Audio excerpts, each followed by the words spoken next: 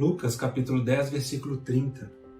Jesus prosseguiu dizendo: certo homem descia de Jerusalém para Jericó e veio a cair em mãos de salteadores, os quais, depois de tudo lhe roubarem e lhe causarem muitos ferimentos, retiraram-se, deixando-o semi-morto. Casualmente descia um sacerdote por aquele mesmo caminho e, vendo-o, passou de largo. Semelhantemente, um levita descia por aquele lugar e, vendo-o, também passou de largo. Certo samaritano que seguia o seu caminho passou-lhe perto e, vendo-o, compadeceu-se dele. E, chegando-se, pensou-lhe os ferimentos, aplicando óleo e vinho, e, colocando-o sobre o seu próprio animal, levou-o para uma hospedaria e tratou dele. Essa é uma daquelas parábolas maravilhosas que o nosso Senhor Jesus conta, onde temos muitas aplicações e ela é muito importante para as nossas reflexões.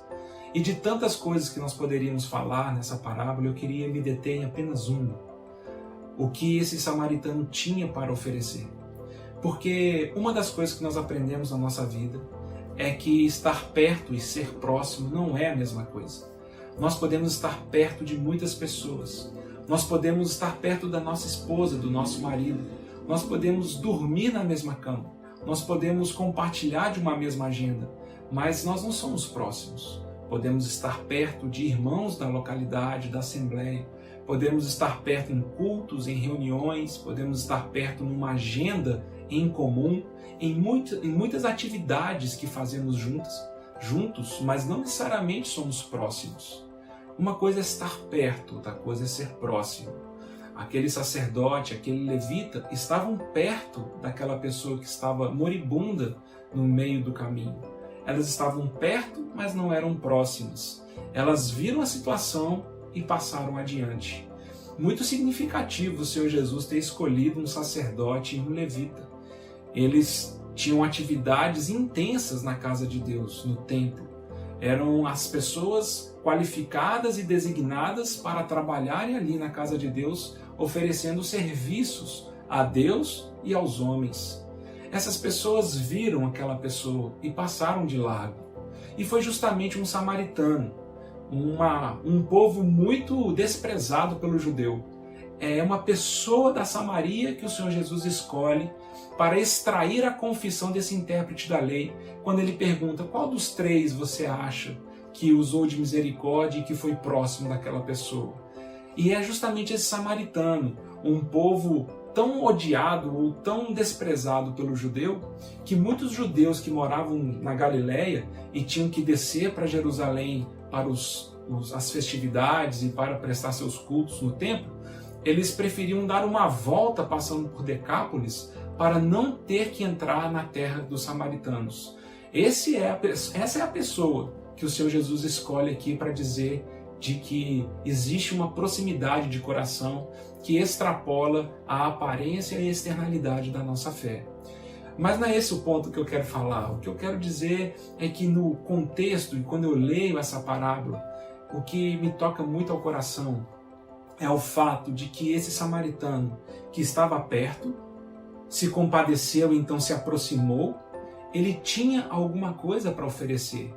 Me parece que esse é o grande ponto para mim nessa parábola. Quando eu olho para a minha vida, quando eu tento aplicar essa parábola na minha história, é perceber que esse samaritano, ele começa a pensar os ferimentos daquela pessoa.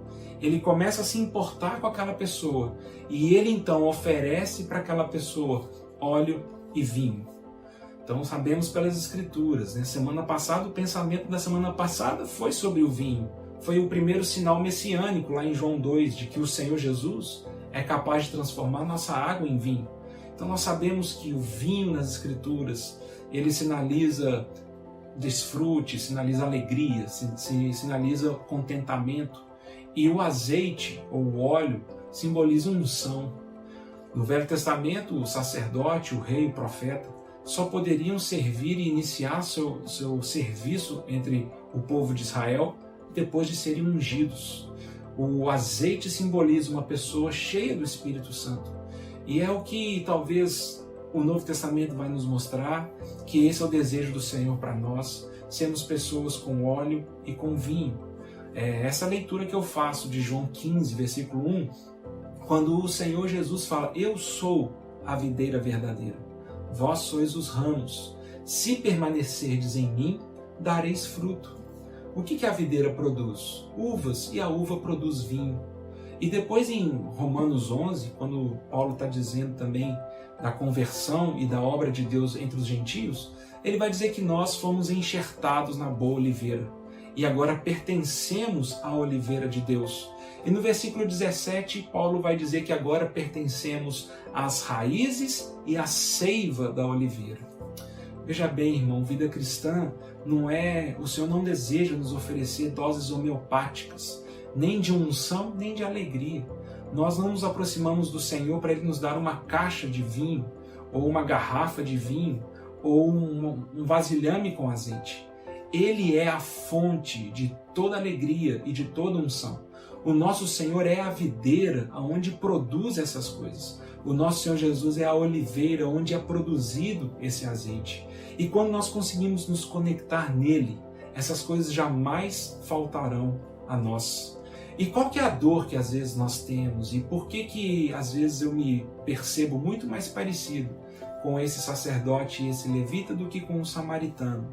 Porque em muitas situações do meu cotidiano, pessoas muito próximas de mim, pessoas que foram espancadas pela vida, pessoas que foram golpeadas pelos salteadores espirituais, pessoas que estão machucadas, deprimidas, pessoas que precisam de socorro.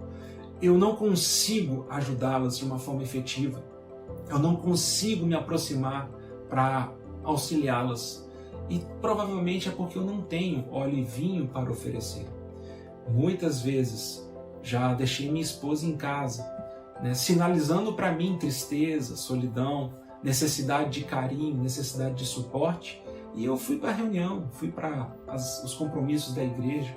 Muitas vezes, ao longo desses tantos anos que estamos juntos, eu me percebi me protegendo entre os cultos, me protegendo entre as cerimônias litúrgicas religiosas, sem perceber que existia uma demanda de pessoas próximas de mim para que eu desse para elas óleo e vinho.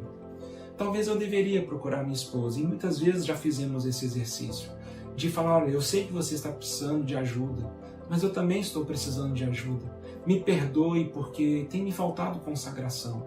Me perdoe porque tem me faltado vida e realidade espiritual. Eu também preciso de óleo, eu também preciso de vinho. Vamos juntos entender como que o Senhor pode renovar a nossa experiência de casal, renovar a nossa vida.